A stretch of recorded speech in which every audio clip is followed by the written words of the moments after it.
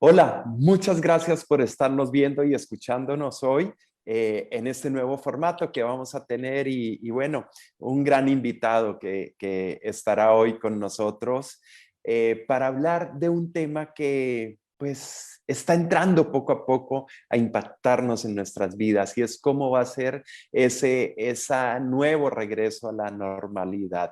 Y bueno, hoy en Escuela para Parejas, este emprendimiento social donde tenemos como objetivo ayudar a promover la salud mental y bienestar de las personas, estaremos hablando con Manuel Hernández. Yo soy Carlos Drombo y bueno, pues vamos a hacer una pequeña presentación de todo el currículum de Manuel, quien es un consultor y psicoterapeuta con doctorado en clínica psicoanalítica, maestría en clínica y psicoterapia psicoanalítica, también especialidad en sexualidad y psicopatología de la vida amorosa. Además, cuenta con diferentes diplomados y seminarios en diferentes áreas de la psicología, conferencista internacional, desde 2001 involucrada en capacitación, desarrollo personal, empresas e instituciones de gobierno. También es consultor en desarrollo humano y desarrollo organizacional y bueno, invitado experto en diferentes medios de comunicación como el Canal 11, con Marta de Baile, Fortuna Dicci, con Alejandro Cacho, en Grupo Fórmula, entre otros, y bueno, y coautor también del libro Comprende la infidelidad de la mano de los expertos. Y bueno, pues qué mejor invitado, Manuel, bienvenido, gracias por estar aquí. Gracias a ti, Carlos, por la invitación. Un gusto de compartir en este espacio algunas ideas. Sí, muchas gracias. Y bueno, pues tú sabes, ¿no? Después de que una gran parte de la población ya está vacunada y otras esperan ya con ansias volver a las calles. Pero también sabemos y entendemos que muchos otros se muestran reticentes, con incertidumbre, ansiedad, se sienten vulnerables de empezar una nueva normalidad. Y esto pues genera esa angustia, ¿no? Y para ir entrando en materia, me gustaría que nos contaras un poco desde tu ámbito, desde la parte profesional, cómo has vivido y cómo han vivido la pandemia, cómo les ha impactado la pandemia a muchas personas, para ir entrando en contexto e irnos alineando a cuáles serían esos pasos para regresar a esa nueva normalidad. Adelante, Manuel. Gracias, Carlos. Pues mira, fíjate que de manera muy atinada estás haciendo como una introducción a esa antesala de lo que es hoy este miedo de retomar las actividades de manera cotidiana, a lo que se llama esa nueva normalidad, ¿no? Yo me remitiría en primera instancia a la experiencia que tuvimos todos con el tema de la primera cuarentena.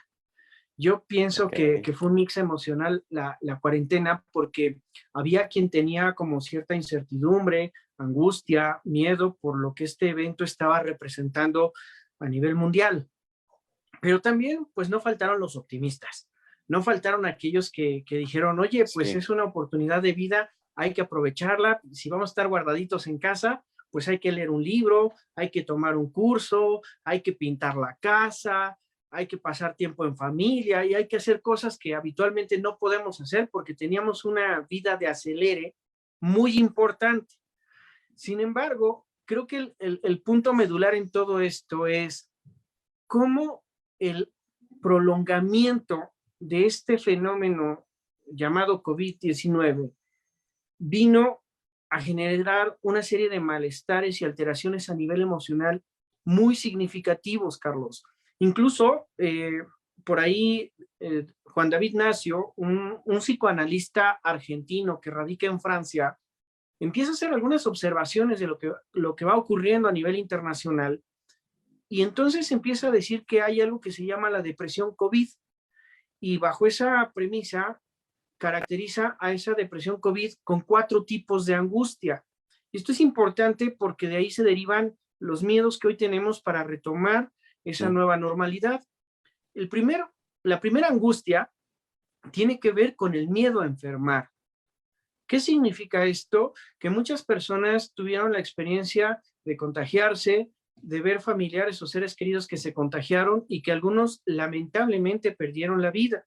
Entonces, la primera angustia se empezó a focalizar no solo en el contagio, sino en el miedo a morir, y lo he puntualizado en otros espacios, a morir solo, porque lamentablemente cuando los hospitales estuvieron a tope, pues la persona entraba, recibía la atención, y si lamentablemente no sobrevivía, pues el familiar solo recibía la noticia de que su ser querido ya no estaba, y prácticamente se lo entregaban en una urna. Entonces, imagínate en términos de un impacto psicológico lo que esto representa, porque no te da ni oportunidad de pues, asimilar lo que está pasando, porque todo fue como muy rápido. En un segundo momento, la angustia también que empieza a haber es el tema de los confinamientos intermitentes. Hay gente que bromea con el tema del semáforo, sobre todo cuando el año pasado, por ahí de octubre, la paleta del color naranja, quién sabe cuántas tonalidades tuvo, y nada más no bajaba, ¿no? Sí.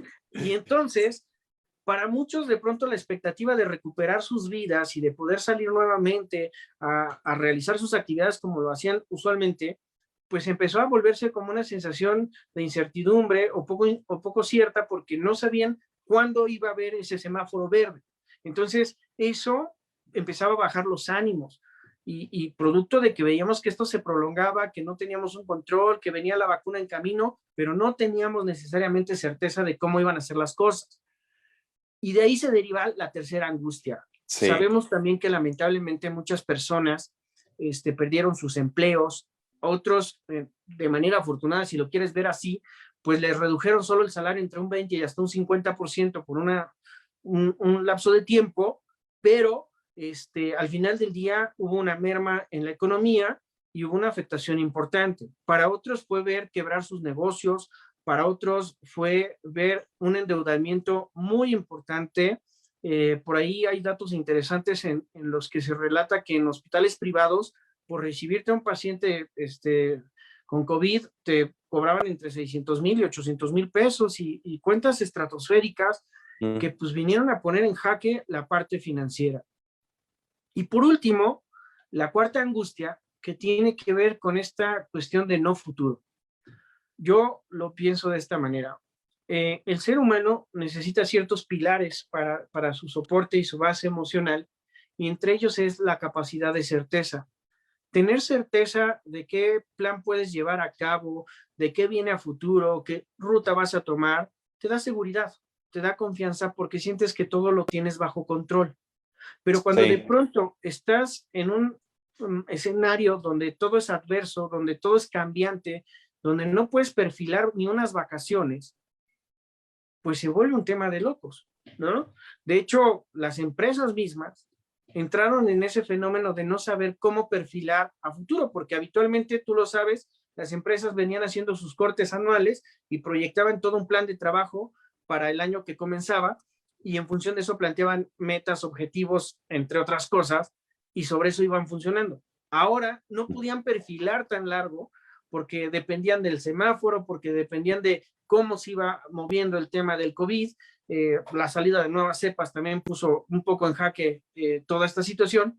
Entonces, todos esos temores pues empezaron a minar el estado emocional en las personas. Y es que hay que tomar en cuenta que hay 5 áreas o 5 esferas en donde principalmente nuestra vida empezó a cambiar o se empezó a modificar. La primera área fue la más obvia, que es la convivencia y la socialización. Es decir, entramos en el home office, entramos en el homeschooling o las clases en línea.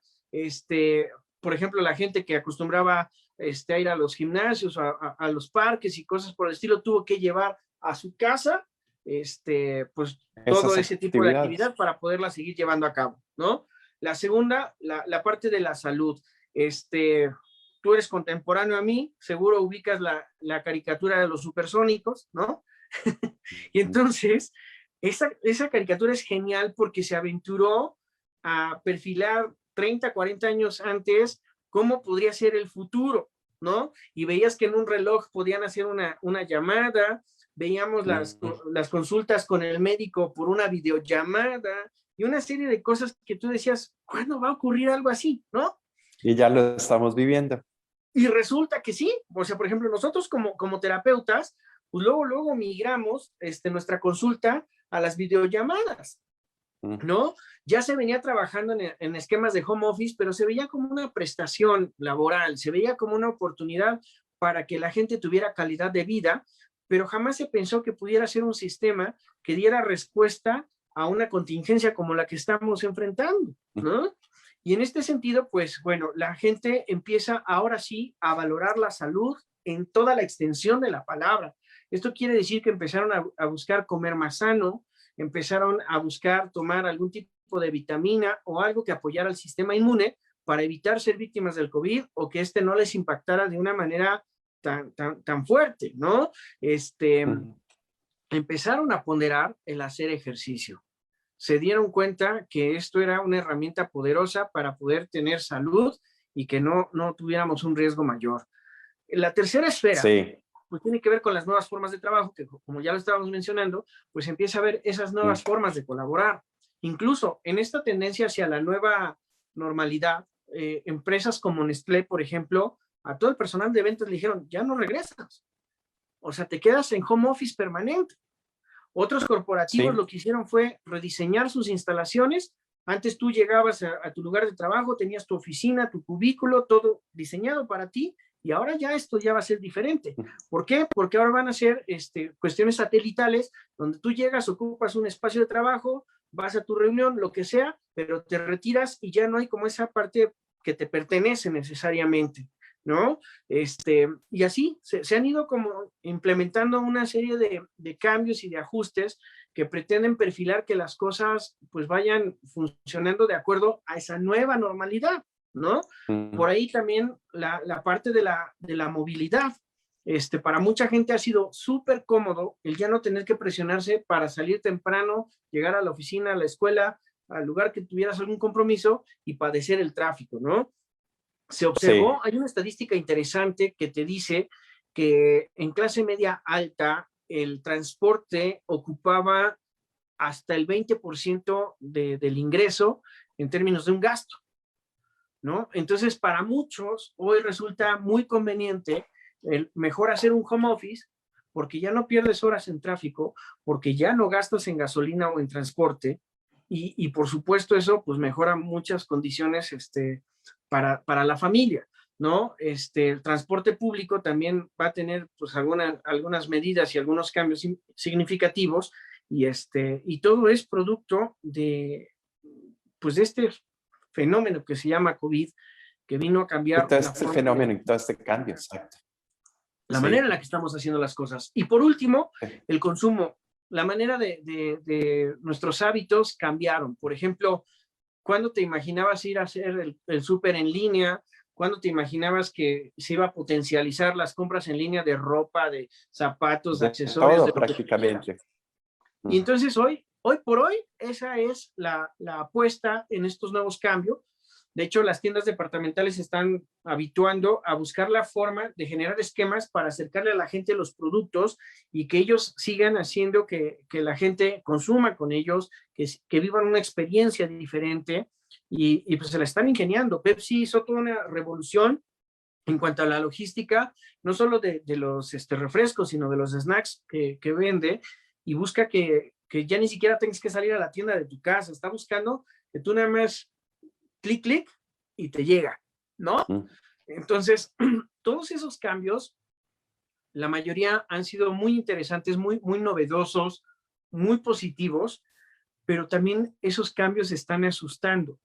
Yo te puedo compartir que de pronto, por ejemplo, los padres de familia hoy están preocupados por esa noticia que surgió hace unas semanas donde se decía que este 7 de junio se van a retomar clases presenciales, y que entonces, pues bueno, ya es como empezar a perfilar el retorno a una nueva normalidad. Y por supuesto, como bien lo dijiste al inicio, la mayor preocupación es el tema del contagio. Ahí está otra vez la primera angustia del Claro, COVID. ¿Estamos? sí, Entonces, en este sentido, hay que aclarar cosas.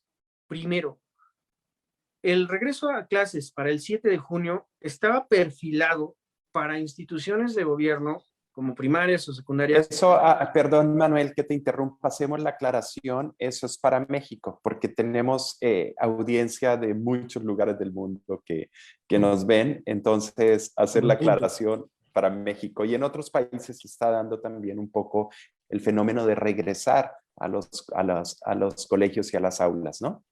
Sí, Adelante, buen punto. por favor.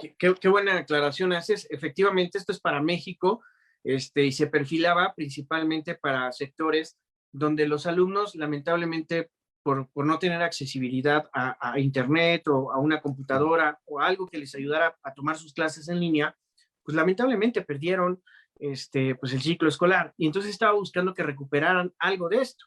Y ahí haría un paréntesis. Hay que aclarar que todo el tema de las clases en línea sí han generado una cierta merma en el aprendizaje y los colegios van a tardar en promedio 2 años en recuperar esa línea de aprendizaje que se perdió. Por lo tanto, pues van a tener que hacer algunas adecuaciones en los siguientes ciclos escolares para buscar que aquellos conceptos que no se afianzaron o que no se lograron en términos de aprendizaje, pues se refuercen para que los chicos no vayan avanzando con esas deficiencias en la parte académica.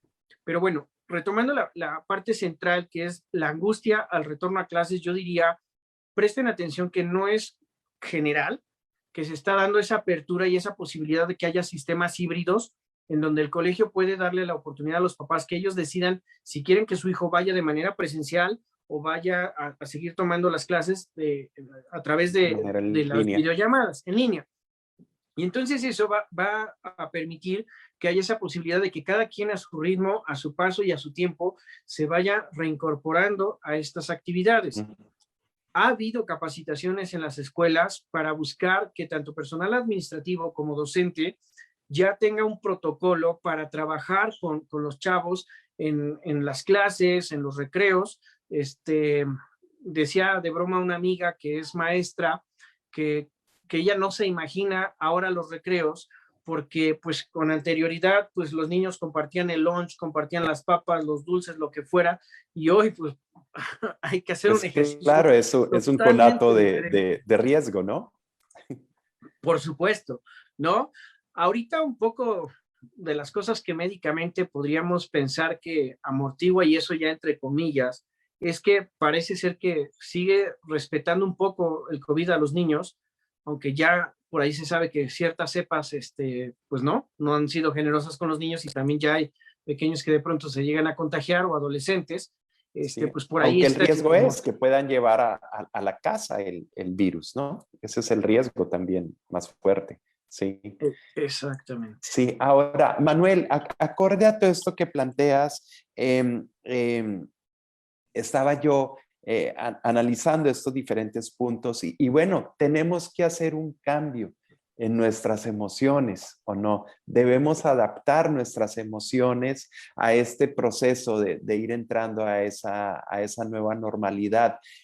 ¿Tú qué sugieres a la gente que nos escucha? Pues sabemos que no estamos al 100% de libres de contagio, a pesar de lo que mencionábamos, de las vacunas, de la gente que ya está entrando como en un proceso más de adaptación, lo que mencionabas de los niños, pero esto también debemos irlo construyendo a través de nuestras emociones.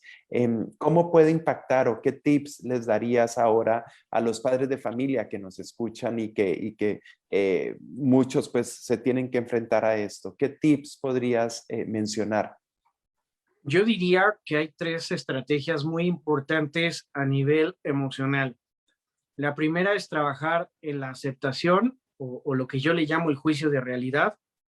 Y en este sentido quiere decir que aceptemos las circunstancias que la vida nos está planteando frente a nosotros. El ser humano tiene una gran capacidad de adaptación y eso es algo que se va a convertir en su herramienta clave, no solo para avanzar en este confinamiento, en este tema de nueva normalidad, sino a futuro.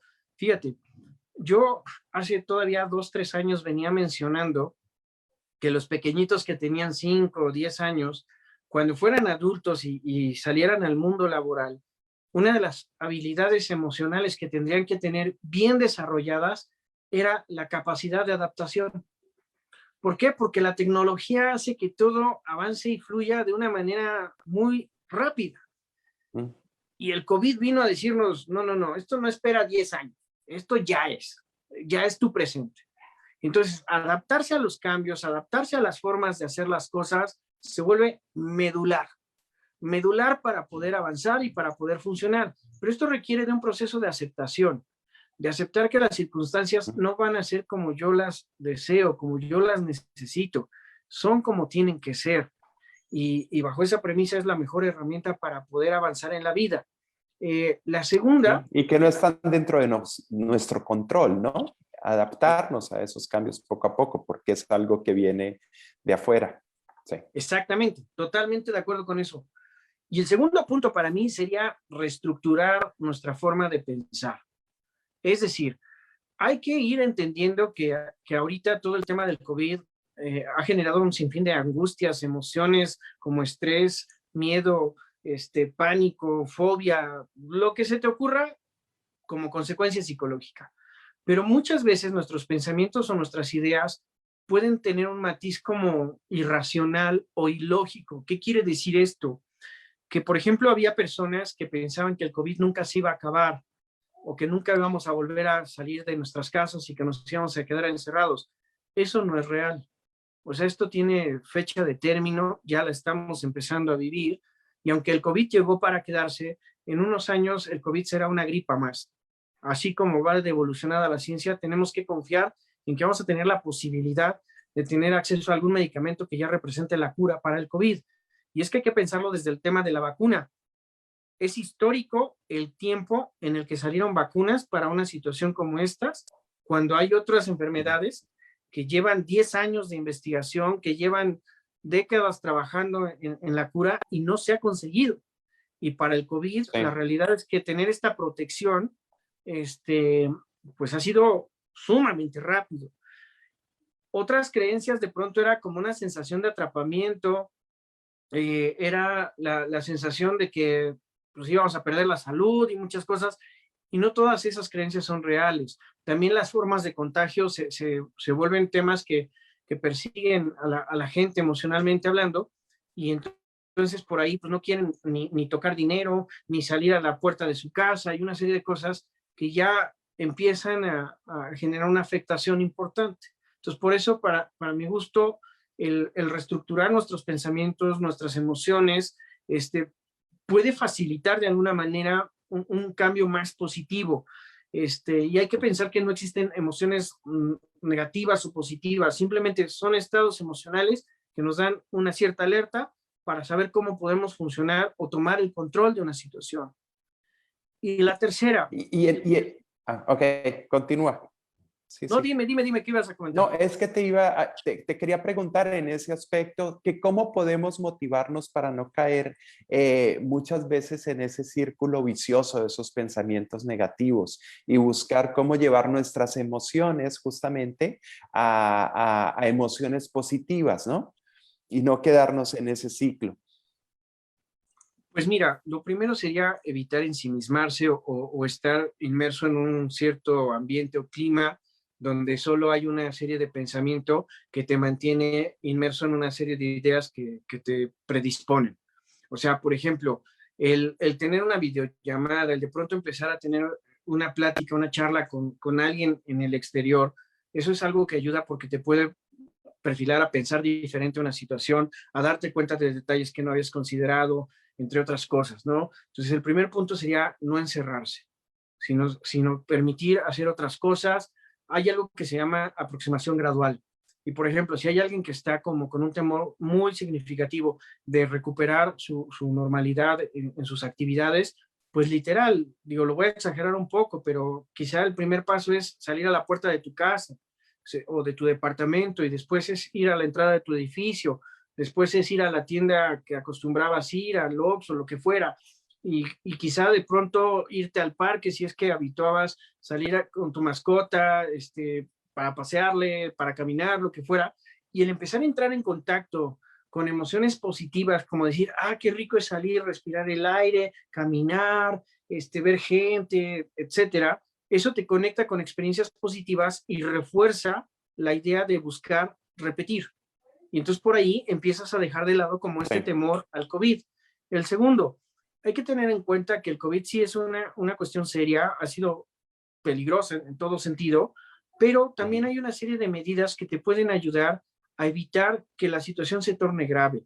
Yo te lo voy a poner así. En mi experiencia en pláticas con médicos y en vivencias con pacientes, lo que yo he visto es que aquellas personas que de pronto empiezan a presentar síntomas y se resisten a hacerse la prueba por temor a confirmar que tienen el COVID, o que tardan mucho en llegar al hospital, son los que o con los médicos, son los que se les llega a complicar el proceso. Y en ese sentido, pues por supuesto se confirma que entonces es como muy fuerte el asunto y que casi casi es mejor no salir porque si te contagias vas a perder la vida. Claro, Y bajo esa premisa también, mientras más rápido recibes la atención, más posibilidad hay de que te salven, ¿no? Entonces, hay muchas cosas, muchas estrategias que se pueden llevar a cabo para tener la tranquilidad de que aunque te llegaras a contagiar, puedes salir adelante. Y esto está demostradísimo estadísticamente hablando. Por eso también el sí, tercer punto que iba a recomendar es tomar distancia, y no tiene que ver estrictamente con la sana distancia, sino es tomar distancia emocional, como también darte esa oportunidad de trabajar con tus emociones, de descargarlas, de canalizarlas y trabajarlas para que te permitan ir avanzando. ¿Esto cómo lo puedes hacer? A través de meditación. Mindfulness ofrece muchas estrategias en ese sentido. También existe, por ejemplo, el tema de poner ciertas rutinas de ejercicio, que te ayuden como a activarte. Entonces, hoy por hoy tenemos una serie de herramientas a nuestro alcance a través de las apps y de diferentes servicios que nos permiten, de alguna manera, poder empezar a avanzar. ok, excelente. Que eso te iba a preguntar, esas rutinas o hábitos saludables que podíamos hacer para estar mejor. Gracias que lo mencionas. Y bueno, invito a toda nuestra audiencia, si tienen preguntas, comentarios, que nos digan quiénes están trabajando ahora, por ejemplo, desde sus casas o quiénes están desde sus oficinas también para entender y ver cómo está este balance. Y un saludo a la doctora, a Janet Reifer, que nos acompaña hoy aquí también y está haciendo algunos comentarios, a Lorena Ruiz, que hace un comentario donde dice que tristemente la vida ha cambiado y solo hay que cuidarnos. La vacuna es solo para no caer gravemente en un hospital. Esperamos que pronto haya una vacuna mejor. Totalmente de acuerdo. Y bueno, invitamos a nuestra audiencia si tiene preguntas aquí para Manuel que las pueda hacer y relacionadas con el tema. Y bueno, ya en unos últimos puntos, Manuel, ¿por qué es importante tener ayuda de un psicólogo que nos ayude con algunas herramientas para gestionar mejor nuestra salud mental en estos momentos que nos podemos sentir desbordados y aceptar que somos vulnerables ante muchas situaciones que nos pueden pasar en la vida, como lo mencionabas hace ratico, ¿no? Y que esto es algo externo, pero nos empieza a afectar o estamos tan contagiados de las noticias negativas, de tanta información, todo lo que está sucediendo, no digo solo en México, en muchos de nuestros países latinoamericanos, todo eso, que ya nos desborda en algún momento. Entonces, ¿por qué es importante tener esta ayuda de un psicólogo? Híjole, yo lo voy a responder desde este lugar. Culturalmente, voy a hablar por el mexicano, culturalmente tendemos a abandonarnos mucho y a dejar hasta el último una atención médica principalmente. Y entonces, si la atención física queda postergada, pues imagínate la atención emocional, porque estamos acostumbrados a echarle ganas, a ver la forma de solucionar y con una mentalidad positiva a veces queremos avanzar y seguir funcionando. Pero yo te voy a decir algo, la experiencia que yo tengo con pacientes es la siguiente. Muchas veces una situación emocional con un buen trabajo psicoterapéutico permite que la persona vaya avanzando, sea más funcional y logre pues sus metas, por decirlo de alguna forma. Pero también a veces hay situaciones que ameritan el apoyo o el acompañamiento médico a través de un psiquiatra. Y con el tema de la pandemia, por lo menos un 25-30% se incrementó la canalización con el psiquiatra o con el médico por temas de angustia y de ansiedad o depresión. Bajo esa premisa, yo lo que diría es, hay que tomar conciencia de que ciertas afectaciones psicológicas o emocionales y médicas no son un tema de echarle ganitas. La depresión, la angustia, la ansiedad, particularmente en estos tiempos, están ameritando la intervención de un psicólogo que te ayude en ese acompañamiento para el manejo de tus emociones y también probablemente de un médico. Entonces, tomar esto como un tema de atención hacia uno mismo y un cuidado hacia uno mismo se vuelve medular. Y yo por ahí lo plantearía. Y debemos reconocer, ¿no? Que también tenemos miedo y entender que cada persona requiere y necesita tiempos diferentes para irse adaptando, ir entendiendo todo esto que está sucediendo, ¿ok? Es correcto. Entonces, complementaría con eso. Y gracias, Manuel. Y bueno, ya para terminar, ¿alguna conclusión, algo que quieras que sea súper importante para esta adaptación a la nueva normalidad? Sé que has explicado muchos puntos, pero alguno con el que quieras que la gente se quede para este proceso. Bueno, yo creo que hoy en día se habla mucho de la resiliencia, se habla del ser resilientes frente a la adversidad, y me parece que el concepto para muchos no termina de comprenderse o ser asequible en lo que representa la resiliencia. La resiliencia es tener esta capacidad de adaptarse a una situación adversa, incluso encontrar una oportunidad de avance o de crecimiento y de aprendizaje en medio de esa tempestad o de esa crisis. Y creo que esa es una herramienta que hoy por hoy se vuelve indispensable para poder funcionar y avanzar en medio de esta realidad que estamos viviendo y sobre todo en este acercamiento a la nueva normalidad.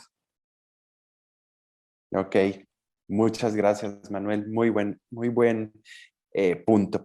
Y bueno, invito también a nuestra audiencia que nos compartan qué están haciendo, qué medidas han tomado para conocer también otros puntos de vista y esa manera de compartir, ¿no?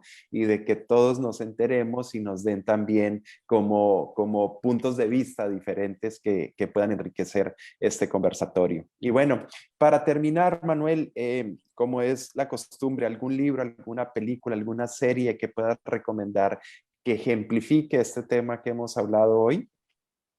Mira, hay un libro muy bonito que a mí me ha gustado que se llama Padres Fuertes, Hijas Felices. Este es un libro que te habla sobre esta cuestión de la fortaleza emocional que un padre o una madre debe de tener en el acompañamiento con los hijos. Y esto lo pensaría más desde la contención emocional.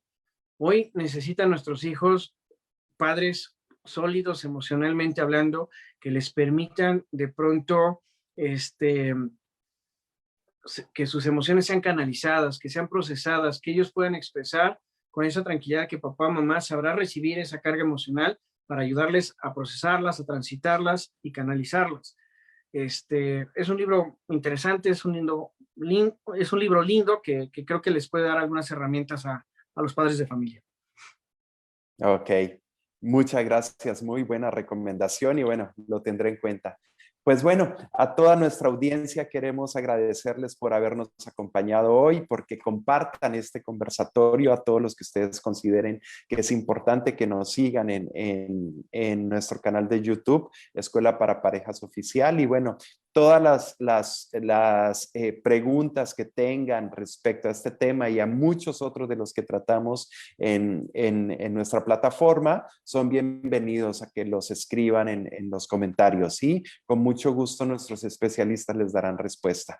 Pues bueno, en nombre de todos los que hacemos posible este conversatorio, todo el equipo de Escuela para Parejas, les damos las gracias por habernos acompañado y nos vemos la próxima semana con otro episodio bien interesante. Muchas gracias a todos. Manuel, muchas gracias por haber compartido este espacio y este tiempo con nosotros. Siempre con tu aportación tan importante y tan valiosa y tan atinada que siempre le das a toda la audiencia. Muchas gracias y bueno, nos vemos pronto. Hasta luego.